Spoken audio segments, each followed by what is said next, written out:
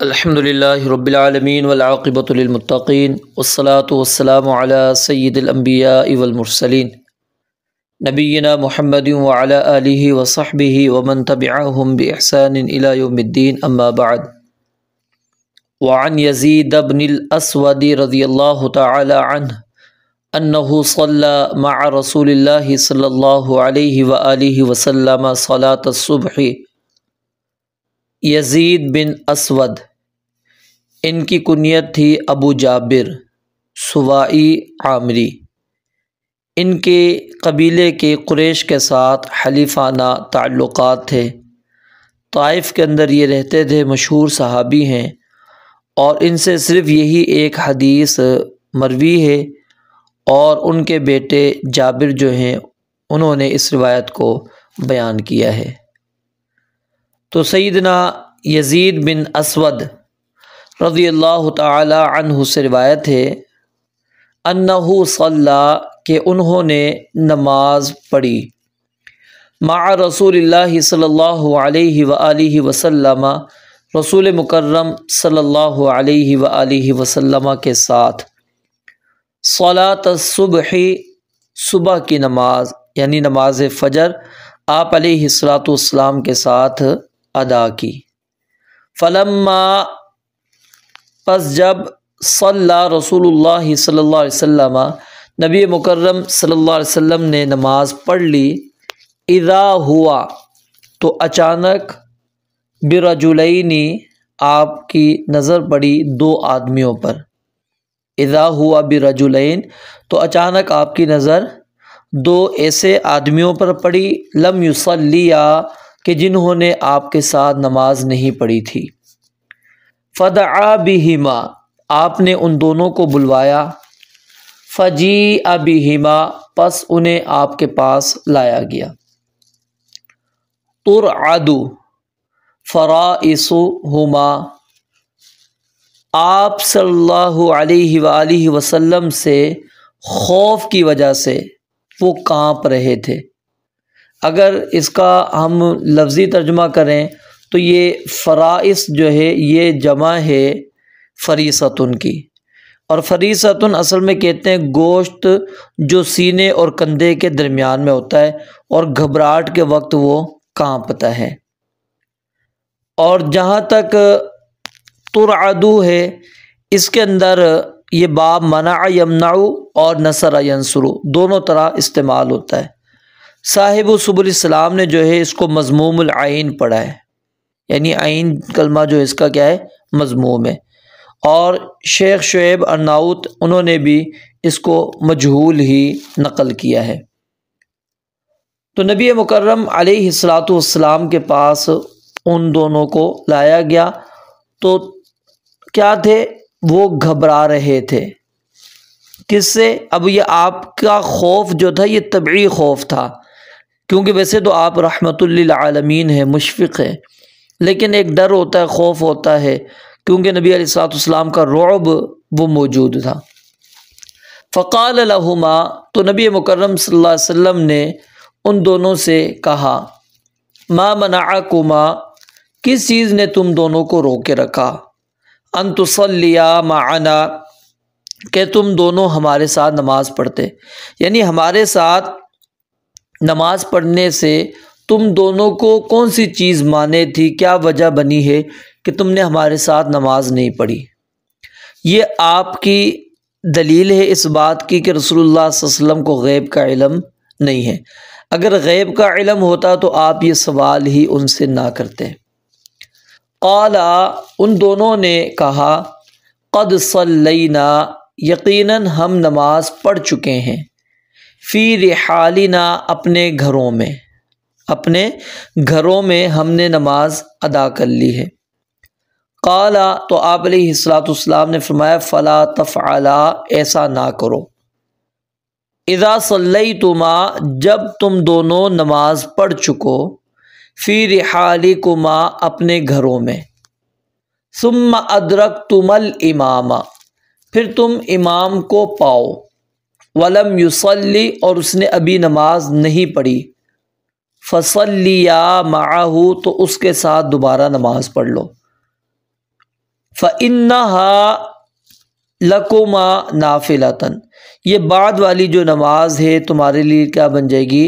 نفل بن جائے گی۔ رواہ احمد واللفظ لہ، اس کو امام احمد رحمۃ اللہ علیہ نے روایت کیا ہے اور الفاظ بھی انہی کے ہیں۔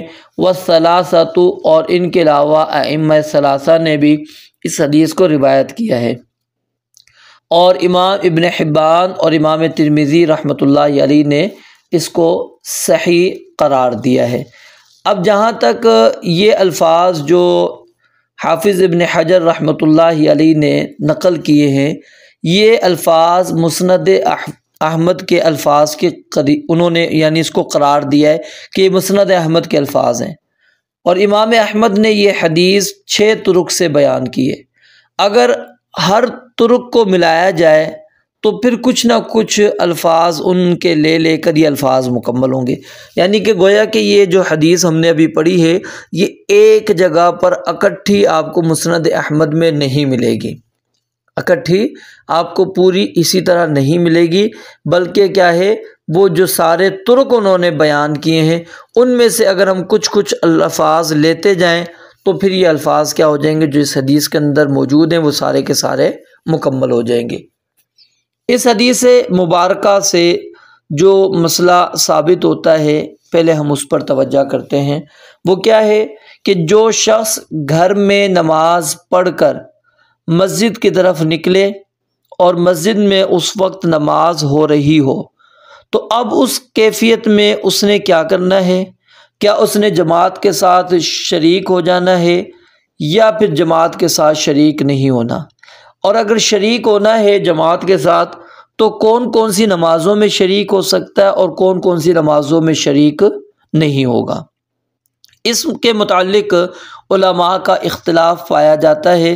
صحیح بات سب سے پہلے میں آپ کو بتلا دیتا ہوں کہ جب آپ نے گھر پر نماز پڑھ لی، پھر آپ مسجد گئے اور مسجد میں ابھی جماعت ہو رہی تھی یا ہونے والی تھی، آپ مسجد چلے گئے ہیں اور آپ وہاں پر موجود ہوں گے، بیٹھیں گے، تو اب نماز آپ جماعت کے ساتھ پڑھیں گے، اگرچہ آپ پہلے وہی نماز پڑھ چکے ہیں۔ اب وہ چاہے نماز فجر کی ہو، ظہر کی ہو، عصر کی ہو، مغرب کی ہو یا عشاء کی ہو، کوئی بھی نماز ہے جو آپ نے اپنے گھر میں پڑھ لی اور پھر آپ مسجد کی طرف چلے گئے اور مسجد میں نماز ہو رہی تھی تو آپ کا جماعت کے ساتھ شریک ہونا لازم ہے، چاہے وہ کوئی سی بھی نماز ہو۔ یہ راجح موقف ہے جو میں نے آپ کو بتلایا ہے۔ اب علماء کا اس کے متعلق کیا اختلاف ہے میں آپ کو اشارہ صرف کر دیتا ہوں۔ امام خطابی رحمۃ اللہ علیہ فرماتے ہیں کہ امام شافعی، امام احمد، امام اسحاق، امام حسن بصری، امام زہری وہ اور اسی طرح دیگر ائمہ اس بات کے قائل ہیں کہ جب بندہ گھر پہ نماز پڑھ کر آئے اور مسجد میں جماعت ہو رہی ہو، کوئی سی بھی نماز ہے، وہ جماعت کے ساتھ شریک ہو جائے گا۔ جہاں تک تعلق ہے ابراہیم نخعی اور امام اوزاعی کا اور دیگر ائمہ کا، ان کا کہنا یہ ہے کہ ایسا شخص ظہر، عصر اور عشاء کی جماعت میں تو شریک ہوگا لیکن فجر اور مغرب کی جماعت میں شریک نہیں ہوگا، یعنی فجر میں شریک نہیں ہونا اور مغرب میں شریک نہیں ہونا، باقی ظہر میں بھی شریک ہو جائے گا، عصر میں بھی اور عشاء میں بھی۔ امام ابو حنیفہ رحمۃ اللہ علیہ ان کا کہنا یہ ہے کہ عصر، مغرب اور فجر میں شریک نہیں ہوگا، ٹھیک ہے، باقی کون سی پیچھے رہ جاتی ہے؟ پھر ظہر رہ جاتی ہے اور عشاء، کہ اس کے اندر شریک ہوگا۔ فجر میں کیوں؟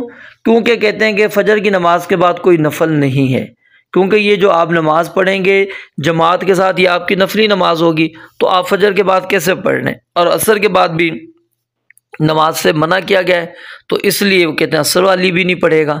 مغرب کیوں نہیں پڑھنی؟ کہتے ہیں مغرب کی وجہ یہ ہے کہ مغرب کی رکعت کیا ہے؟ طاق ہے، جب آپ دوسری مرتبہ پڑھیں گے تو وہ کیا ہو جائے گی؟ جفت ہو جائے گی، تو اس لیے ان کا یہ کہنا ہے۔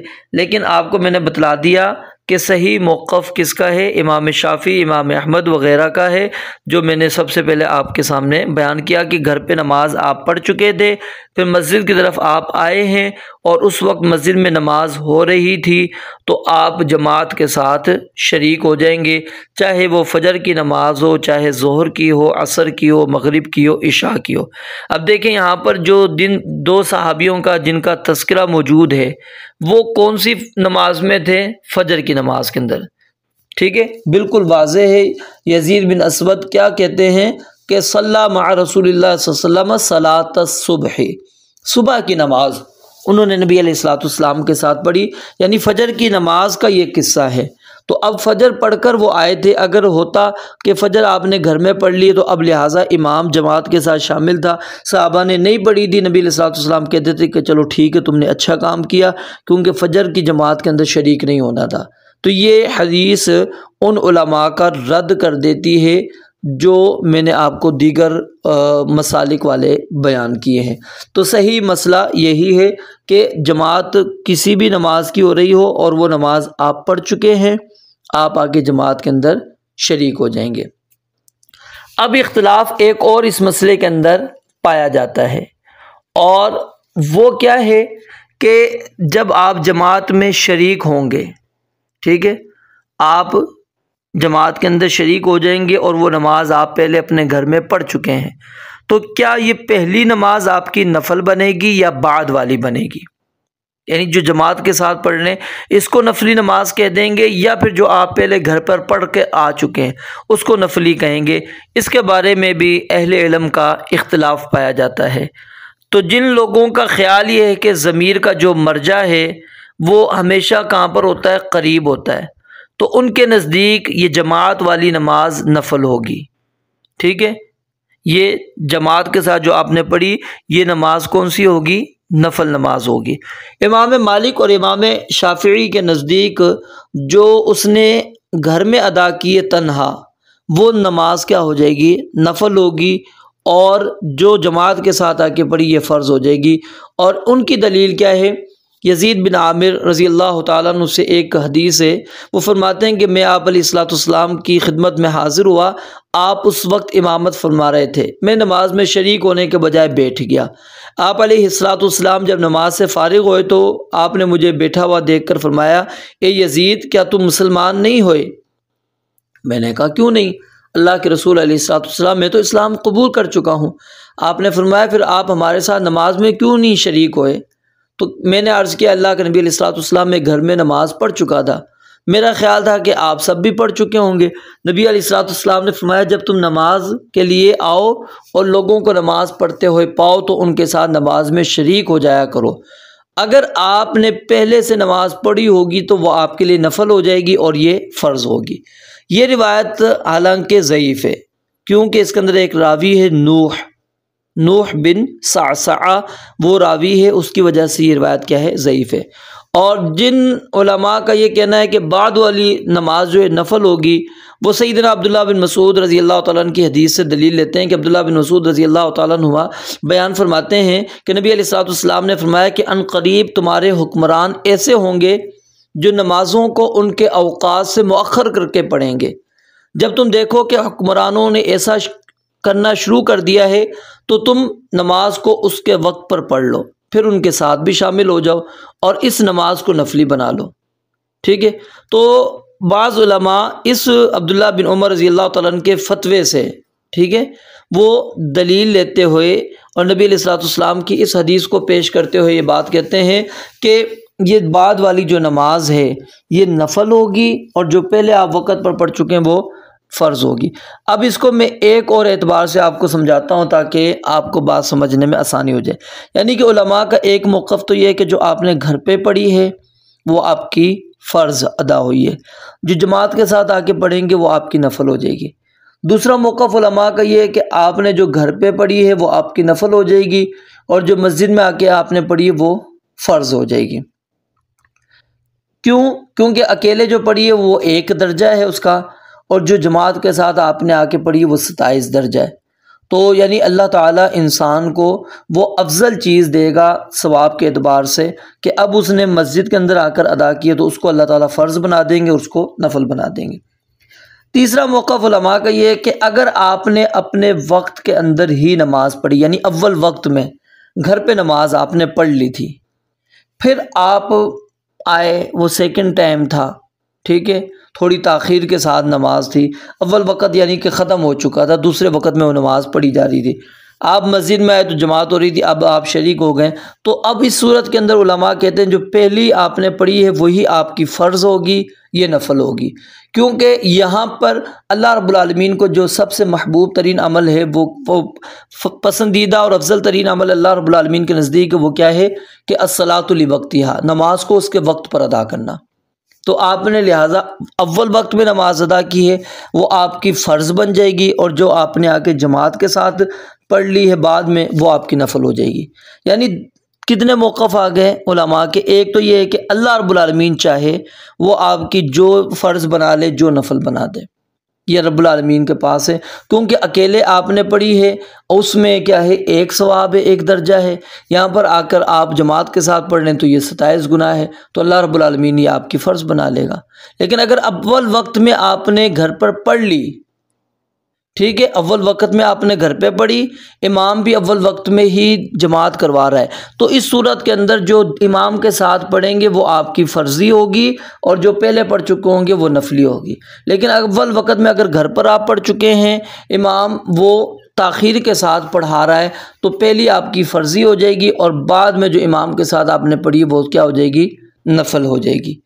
تو اس حدیث مبارکہ سے جو مسائل ثابت ہوتے ہیں، اب ہم اس کی طرف توجہ کرتے ہیں۔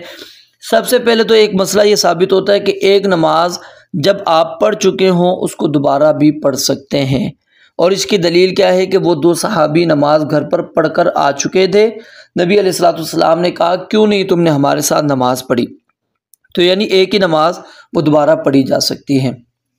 نمبر 2، عصر اور فجر کے بعد بھی نفل نماز پڑھ سکتے ہیں، جیسا کہ یہ فجر کی نماز کا قصہ ہے۔